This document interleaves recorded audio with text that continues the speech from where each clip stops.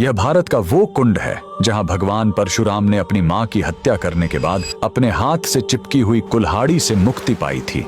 यह कहानी है महान ऋषि जमदग्नि और उनकी पत्नी पतिव्रता रेणुका की। कहते हैं रेणुका हर दिन नदी से कच्चे घड़े में पानी लाती थी और उनके सतीत्व के बल से वह घड़ा टूटता नहीं था। उनके 5 पुत्र थे जिनमें सबसे छोटे थे विष्णु अवतार परशुराम। एक दिन रेणुका ने नदी में कुछ गंधर्वों स्वर्ग के संगीतकार को जल क्रीड़ा करते देखा। उन्हें देखकर एक पल के लिए उनका मन मोह में पड़ गया और उसी क्षण उनके सतीत्व का बल टूटा और कच्चा घड़ा टूट गया। जब वो आश्रम लौटी तो ऋषि जमदग्नि ने अपने योग्य बल से जान लिया कि उनका मन भटक गया था। वो इतने क्रोधित हुए कि उन्होंने अपने पुत्रों को आज्ञा दी, अपनी मां का वध कर दो। जब चारों बड़े भाइयों ने मना कर दिया तो क्रोधित पिता ने उन्हें तुरंत पत्थर बन जाने का श्राप दे दिया। इसके बाद परशुराम ने पिता की आज्ञा को अपना धर्म समझा। उन्होंने भारी मन से अपनी कुल्हाड़ी उठाई और अपनी ही मां का सिर धड़ से अलग कर दिया। उनकी आज्ञाकारिता से प्रसन्न होकर जमदग्नि ने वरदान मांगने को कहा। परशुराम ने तुरंत अपनी मां को फिर से जीवित करने और साथ ही पत्थर बन चुके अपने चारों भाइयों को भी मुक्त करने का वर मांग लिया। सब फिर से जीवित हो गए, मानो कुछ हुआ ही ना हो। लेकिन कहानी यहीं खत्म नहीं हुई।